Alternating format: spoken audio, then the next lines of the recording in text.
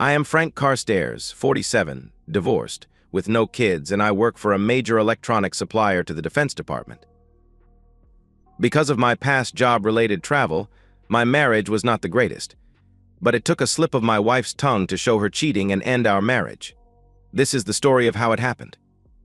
First, let me bring you the background to this story. I served 6 years in the military as a radar repair technician. As with a lot of us who did that kind of work, we all had the nickname Radar after Radar O'Ailey from the TV series MASH or Sparky. I was looked upon throughout the service as something of an artist at troubleshooting problems. When I got out of the service, I had my choice of many civilian jobs doing the same thing but with the contractors and not the military. I came back to my hometown of Grand Rapids, Michigan, and pondered my options.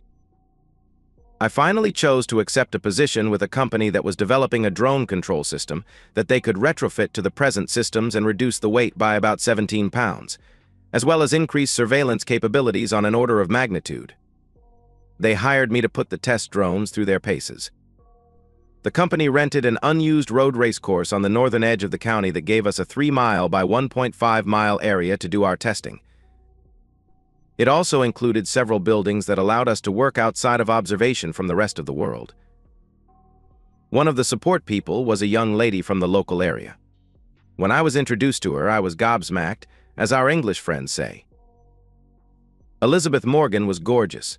She was 5 foot 5 inches tall and with eyes that looked into your very soul. She was well-proportioned and slender. She had the darkest black hair and wore it in a ponytail even when dressed up. It was love at first sight for me. As neither one of us was, at the time, part of the management team, we were not constrained by any non-fraternization policy. When I asked Liz for a date, she said she was going out regularly with a man from the neighborhood where she lived. She said at that time that things seemed to be slowing down, so she would let me know if they broke up. Our testing showed that our package delivered everything that it was designed to do. We lobbied through a local member of Congress to get some decommissioned Predator and other military drones to enable us to design interfaces for our controls. I was then hired as a permanent full-time employee. I requested that Liz be part of my support staff and refused to sign the non-frat unless she was exempted. The argument that I made was that I had already approached her for a date, and as such it was a pre-existing relationship. Surprisingly, the company and HR agreed. After our successful conversions, I was tasked with flying out to White Sands Missile Base in New Mexico to give a demonstration to a joint military group. There were officers and support staff present from the Army, Navy, Marines, and also the Coast Guard. Liz had made the trip and had by this time accepted a few dates from me. We found that we both liked dancing, live theater, and camping. Up to this point, there had been no sexual activity between us. The tests went well, but the military indicated that they were not interested and we thought that we had failed. On the trip back to Grand Rapids, I was very depressed and Liz tried to cheer me up. We talked for almost the entire 5-hour flight. When we landed, Liz asked me if I wanted to be her exclusive. I almost did a double take at that, as she had not given me any indication that she wanted anything but a few casual dates. Hell, even our camping trips had been with groups and we used separate tents. I said I would be ecstatic to be her exclusive and I wanted her as mine as well.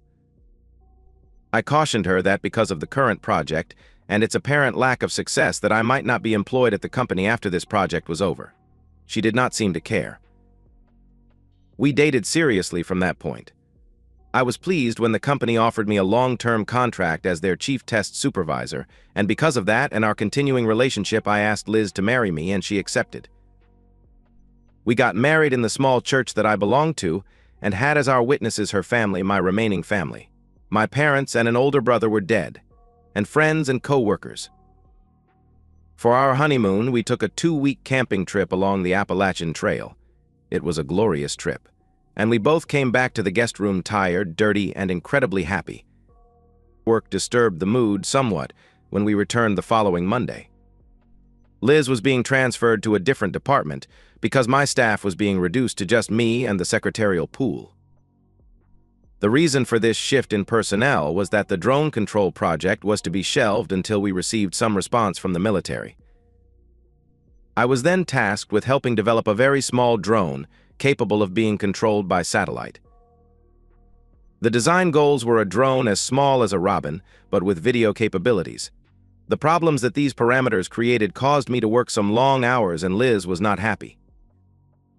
As with all marriages, our sex life started out hot and heavy, tapered off to 3 or 4 times a week for the next few years. Neither of us was too upset with this, as we seemed to remain satisfied with our lives.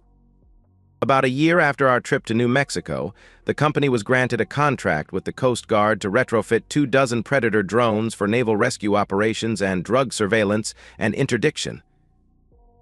The company was also awarded a contract with the Border Patrol for similar but land-based operations. I was given the additional duties of supervising this program. Needless to say, I was getting stretched very thin at work. About 2 years after we got married, Liz left the company for a job with a local company as a personal assistant to one of their vice presidents.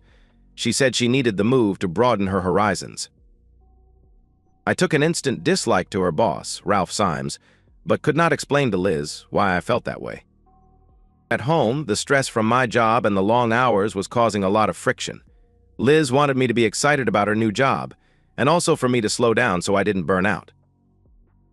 I was constantly tired and short-tempered, and because of my snapping at Liz a couple of times for very minor things, I was sleeping in the second bedroom. I finally talked to my boss at work and was given sufficient staff to lighten my load and cut back to minimal overtime. Things improved at home, and I thought we were a happy couple again. Liz took the news of my improved job conditions as another reason for me to become happier at home. It worked, as I apologized and did everything I could to make up for my inappropriate anger. Things got back to a 1-bedroom and happy sex life family for the next 3 or 4 years. The mini drone project sailed along and was accepted by several state and local police agencies, and of course several alphabet soup federal agencies. I was then promoted and given a huge raise with a stock option and bonus. Because of the way Liz seemed to go through money, I had my raise, bonus, and stock options transferred to an account in another bank and in my name only. I used a P.O. box at the local post office for a mailing address. I also got Liz to agree to file separate tax returns because the tax burden was considerably less doing that. My new duties, as I explained at the beginning, involved extensive travel. This again raised tension at home.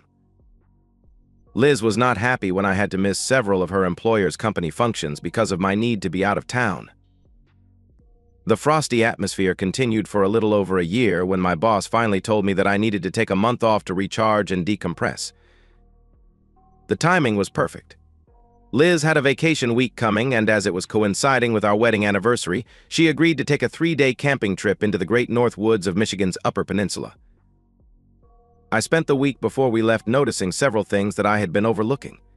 Liz was dressing more provocatively for work. Ralph was calling her at home in the evening, and Liz would go into the spare bedroom and close the door to talk to him. And our sex was now very sporadic, and then it was without any of Liz's former passion. I mentioned these things to Liz, and she went nuts, and I spent the last few days before our trip on the rollout in the spare bedroom. Because of this, I decided to give Liz a nasty surprise when we got to the campsite. I took a big tent and a double sleeping bag out of the packed stuff and replaced them with 2 one-man survival tents and 2 single sleeping bags. Liz was none the wiser. The weekend came and we left Grand Rapids for the up to 6.5-hour drive around noon. We crossed the straits on the Mighty Mac at around 3:45 p.m. We still had 1 to 2.5 hours to get to the campsite, so we decided to get a room in St. Ignace. As we did not have prior reservations, the only room available was with 2 queen beds. Liz was pissed when I took one of the beds after she had turned down the other. Dinner was a frosty occasion at a local restaurant. We went back to the motel and I showered and went to bed. Liz was still fuming and wanted to pick a fight. I was finally fed up with her attitude and lit into her. I managed to let her know that I wasn't going to put up with the crap she had been dishing on me, and until she changed, I would sleep in a separate bed. Liz asked how that was going to work at the campsite. I just said, "Already taken care of." She glared at me and turned out the lights. I heard some soft crying, but I was angry and disappointed to the point I did not feel the need to comfort her. In the morning, we had a very silent 2-hour drive to the campsite. When we got there, I handed Liz her tent and sleeping bag and she went ballistic on me. She screamed, "What gives you the right to treat me like this?" I snapped back, "The same right that gives you the right to deny me the marriage bed. Did you bother to think about that? Can you answer that? What has changed is that you have become an insufferable bitch. When we get back to the apartment, you are sleeping on the rollout." Liz looked abashed and turned around mumbling something, and then I heard the words that killed our marriage. Muttering under her breath, but still loud enough to be heard, "Ralph has never kicked me out of the bed." I now was ballistic. I grabbed all of the stuff, put it back in the car, grabbed Liz and set her down in the front seat, climbed in and started driving. Liz had a shocked look on her face and asked, "Where are we going?" I screamed, "As soon as we get a reliable signal, you are going to call Ralphie boy and have him meet us in Cadillac. Then you are going with him. You are no longer allowed in the apartment I pay for. I will see a divorce lawyer on Monday, and you can come and get your stuff any day next week. I heard that Ralphie boy likes you in his bed." "Oh no," she cried. "I'm sorry, you weren't supposed to hear that." "Well, I did, and you obviously have experience with Ralphie boy not kicking you out of bed, except maybe to do you on the floor." I continued, "Think about what you have destroyed. I have never cheated on you. I have been propositioned, plied with booze, and outright invited to have sex with women while I have been on the road. Unlike you, I take my vow of forsaking all others seriously. Do you have any other stupid remarks to make? Did Ralphie boy always use a condom, or do I need to get checked for STDs? Did you ever give me sloppy seconds? How long has this affair been going on? What about all of your other affairs that I don't know about? Are you going to answer any of those questions?" With each shouted question, Liz seemed to shrink smaller and further into the passenger seat. She was silently sobbing and looking out of the window. She finally took a big sigh and said, "I'm sorry, I didn't mean for it to happen. It's all my fault." She took a big breath of air and continued, "When you didn't show up at some of the company functions, Ralph started making smarmy cracks about how if he were my husband, he would not be so inattentive. Finally, I fell for his line. We started having sex about 8 months ago. He is the only person that I've been cheating with. It was almost over, and I told him last week that I was going to use this trip to try and rekindle the intimacy that we lost in our marriage." I stopped her right there. "Is that why you kicked me out of our bedroom this week? To rekindle the intimacy? You still haven't said if you used condoms, or if you took any other precautions against things like, oh, I don't know, pregnancy." She shrank back into the seat and sat silently until we reached St. Ignace again. I put my cell phone on the speaker setting and handed it to her, then I told her, "Call Ralphie boy and let him know we are coming, and if he doesn't come and get you, I will drive to his house and drop you off there. I am sure his wife will love that." I was on a roll now.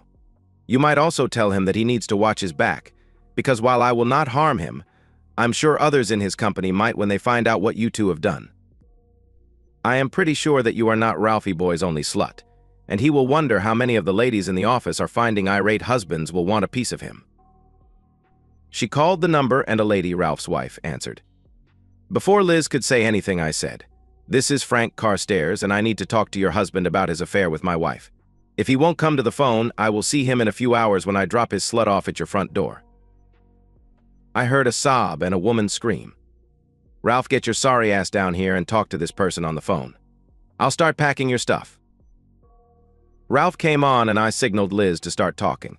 She sort of hemmed and hawed and finally said, "Frank has found out about us and he insists that come to Cadillac and pick me up or else he will drop me off at your front door." Good old Ralph replied, "No way in hell am I coming to get you. If you show up at..." I jumped in at this point. "Yes, Ralphie boy, you will come and get her, or I will go and sit on the threshold of the personnel office door with a notice of an inappropriate sexual liaison between a supervisor and a subordinate. We are almost to the straights now, so you better get your ass in gear." He started to bluster. "You can't prove anything," I said. "Maybe not, but the lawsuit and a sexual harassment complaint from a spouse will not going to be ignored. See us at the Major parking lot on Boone Road in about 2.5 hours. Remember, if you are not there, your wife will get to meet my wife and her tale of woe. Your choice." He then started screaming, "You slut! Liz, you have cost me my marriage." I interrupted again. It takes two to cheat. I'll bet that if I file the lawsuit and subpoena your personnel records, I will find other complaints of sexual impropriety. I could almost hear his shoulders fall. All right, you son of a bitch, I'll be there. As we were getting closer to Cadillac, Liz started pleading to let her stay in the apartment. She cried that she would do anything to stay with me. This really pissed me off. I just let her have it. You bitch, you don't care about me, or you would have been more supportive, more loving, and much more understanding. I did nothing to push you into an affair. I was working hard because I wanted you to have everything. I did not want to work those hours, but the job required it. I would not and will not find a job that will pay as well, or have as much chance to improve my position as in this company. If our marriage was so important to you, how do you justify what you have done to destroy it? Does forsaking all others ring a bell in your addled mind? What you have done has destroyed us. It has destroyed all that was good with us. It has destroyed, in all likelihood, your lover's marriage and home life. Is any of this getting through? Liz was crying now. I just shut up for the rest of the drive to Cadillac. When we got there, I was wondering if Ralph was the violent type, or if my actions had pushed him over the edge. He was sitting in his car looking like someone had kicked his dog. I felt no sympathy. Liz spent a few seconds pleading her case. I made her give me her engagement and wedding rings. She started wailing, but I felt nothing but sorrow as I forced her out of the car. When the door closed, I started the drive of 110 miles back to Grand Rapids. I thought that my life might just as well be over. I was not paying a lot of attention to my driving when Ralph came flying past me, and he must have realized, or Liz told him, that it was me he just passed. I saw him exit at 17 Mile Road. After I passed that exit, I again was only half paying attention when my car was hit in the rear by another. I lost control, and from the police reports, my car rolled over 4 times before coming to rest in the median on its wheels. I was not conscious and was airlifted to the local trauma center emergency room. It turned out I only suffered a severe concussion and rubbed burns from my seatbelt and the airbags. The police didn't even try to talk to me that night, and when they asked about the accident the next day, they acted like they already knew who had done what and what had caused the accident. It turned out that they did. Liz ratted out Ralphie boy. When he got off at 17 Mile Road, it was only to let me pass again. He then sped up to catch me and ran my car. Unfortunately for Ralph, something fell off my car and jammed his steering so he could not get away. The police arrested him, and he was charged with reckless driving, speeding, reckless endangerment, and attempting to flee a personal injury accident.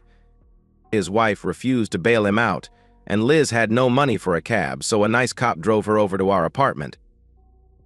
I spent 2 more days in the hospital. When I was discharged, no one was there to pick me up. I finally called a taxi and went to the apartment. What I found there was not a complete surprise. Everything that Liz had in the apartment was gone. Her cell phone and her apartment and car keys were on the kitchen table. There was also a note. The note said, "Frank, I know it doesn't seem like it, but I am ashamed of what I have done to you and to our marriage. I am sorry for the hurt that my actions have caused you. I wish I could say that we can fix this, but knowing you, I do not think it will happen. I am going to stay with my parents. If you decide to go for a divorce, I will be there for a few days. If divorce is what you want, I won't fight it. All that I want if we divorce is what I have already taken from the apartment. I still love you, and while I cannot believe you still have any good feelings for me, I hope you do. Elizabeth." I contacted a friend of a friend who was an attorney. I had Liz served and sued their company for non-enforcement of their anti-fraternization policy. I also had Ralphie boy served with a co-respondent and a personal lawsuit. The divorce went through without any hiccups. Ralph pled guilty and got a sentence of 5 years with 3 years suspended if he successfully completed anger management and a sexual harassment course of treatment. Part of the sentence was also 10 years of probation. Liz and Ralph were both fired. The company threw a lot of money at me to make the lawsuit go away, and I got another promotion at work. I no longer had a lot of travel, and the only time I left the office was for local tests, new hire training, or military demonstrations. Ralph was also sued for divorce, and before he could start his jail term, Someone else's spouse decided to teach him not to after married ladies. He spent more than 6 weeks in the hospital and rehab. Liz still lives in town and found a job with an all-female company. I occasionally see her at the mall or in the grocery store. I don't initiate any conversation, and other than a sad little smile, she does not acknowledge my presence. Tomorrow is another day. And that's the end of today's story. If you enjoyed it, please give this video a thumbs up and drop a comment below. Your support helps the algorithm push my content further. If you're new to the channel, don't forget to hit that subscribe button. It really helps me keep creating more stories for you. Thanks for watching, and I'll see you in the next one.